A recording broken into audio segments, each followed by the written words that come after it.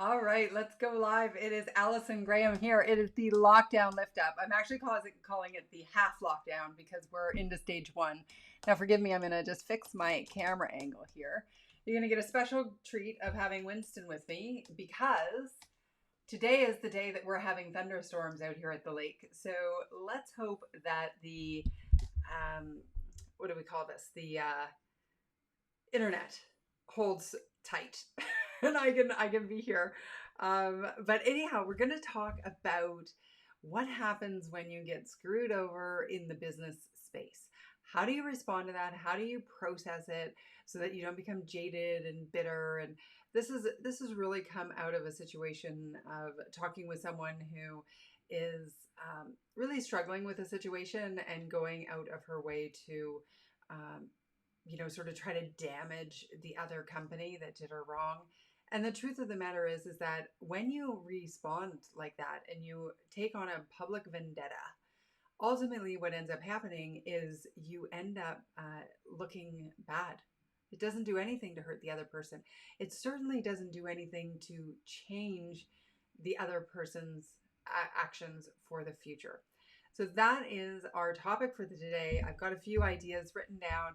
And again, if the internet is not streaming great, stay tuned. I will for sure put up a, what do we call that? A replay. So you can get that because it will record to my hard drive and everything will be hunky dory. So if you're there, let me know. Put it in the comments. Again, a little bit delayed, but that's all right. I will keep an eye out for those and we'll just work our way through tech. And Winston is not doing bad. He's a little shaky, but he's not whining yet, so the storm isn't that bad. Anyway, these are the things we do when we are working remotely, which thank you for the new terminology instead of working from home, working remotely, because you could be working from really anywhere. And that's just a better, cooler term. For those of you who did not know that, I have now enlightened you.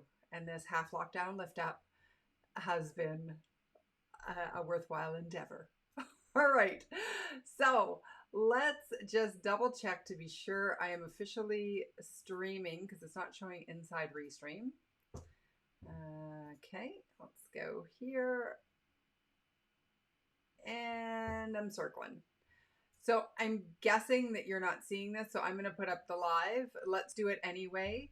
And if it goes out, then that's why when I have a paid engagement for speaking, I go to the hotel and I am there and that's good. Oh, I see it's back up. So, all right, let's talk about this. What do you do when you've been duped? And like, my goodness, we've all been there because the truth of the matter is not everybody is as well-intentioned as you are.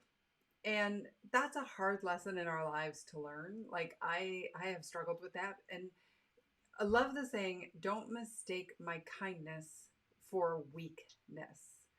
Because you can be kind and still strong. At least I really believe you can. I think where in the past I've really gone wrong, and then maybe even sometimes now, is just being a little bit naive.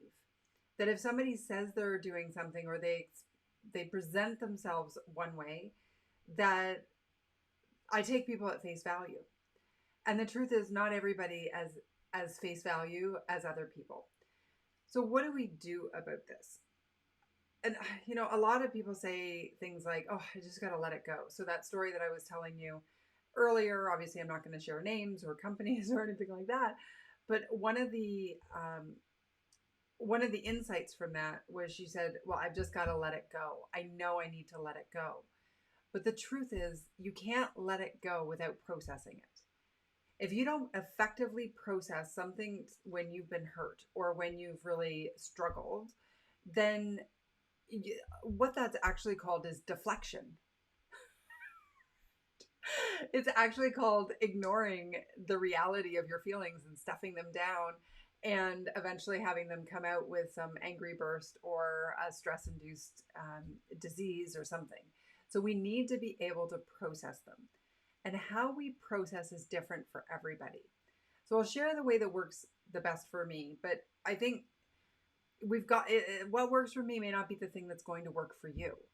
And so we've got to get curious about what is going to be able to help you process the anger and the frustration. Because like one way is through talk therapy, and that could be with your friend, with your mentor, with your coach, with yourself, whatever, right? And I love to talk about problems, but here's the thing, because then I'll like, there's a difference between complaining about something and venting. So venting is actually really healthy. It's our ability to, sort of start up here in a really intense emotional state. And then we are like, da da da da da da. And you'll notice like it starts to alleviate, like the intensity starts to alleviate. That's venting. That is really healthy. And we need to have a safe place in order to do that. Like, I can't believe this guy did this, and da da da da da da da da da. And then like it sort of loses its momentum. And at the end, you can kind of feel like, ah, that's really good. Complaining is when we get stuck at the intensity level and we keep looping and we aren't moving forward with anything. And so that is the equivalent of, that old saying of drinking the poison and expecting the other person to get hurt. It doesn't work that way. If you hold on to the anger, if you keep repeating the story and keep staying at that elevated, highly intensified place, then you're the one who suffers. You're the ones who's going to stick and stay in that really, really negative environment, when really what I'm hoping for you is you're going to be able to process it and move forward. So with that processing, so for me, talk therapy, and when I say talk therapy, again, that could mean even your journaling, talking aloud to yourself, talking in your mind, talking to a trusted coach. Like a lot of my clients will call me and they will, have a chance to vent, because it's a very safe place. And my goal, and when somebody's venting, is to say, to create space that is safe for them to vent. So I have a tickle in my throat. We will untickle the tickle. Okay, I'm good. So the venting, we need to hold a safe space. So you need to find who are the people you can call who can offer you that safe space.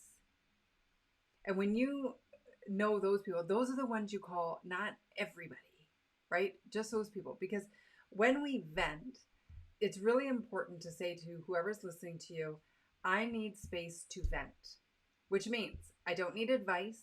I'm not looking to fix this, and nothing I say in the next 3 to 10 minutes is going to, I would like you to hold against me, because I'm intensified in my emotion right now. And so I might be saying things that I don't really mean.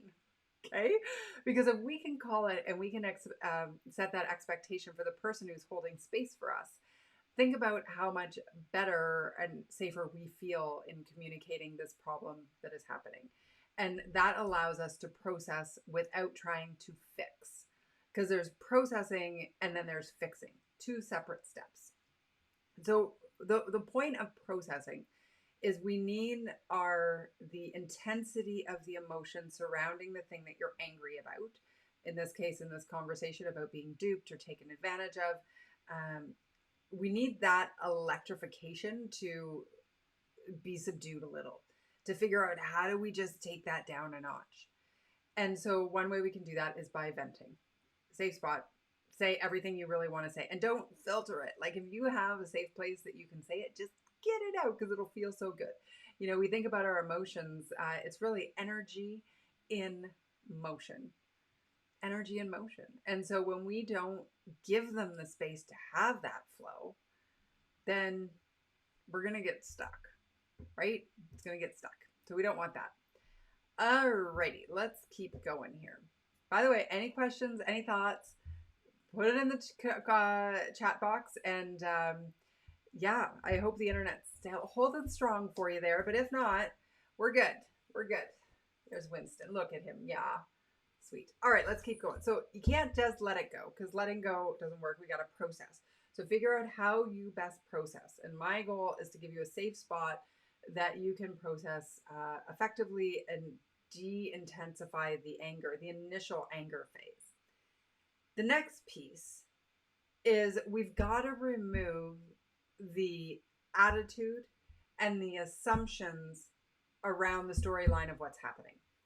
So I'm going to tell a little story. I had a gentleman reach out to me, and he, like, really aligned in how, we just really see the world, and thought it was just great. And he's like, you know what, right now I'd like to do the big program for your team, but for the team, but I can't afford your rate. So what I'll do is I'll bring in external prospects for you to watch the thing, and then I'm running their program. So, oh, hold on a sec. I'm getting a note saying I'm not live. I didn't get the lockdown go live. I am live. Okay. So yeah, so wondering. Update stream titles. All streams go title. Okay. Sugar plum. I may not be live.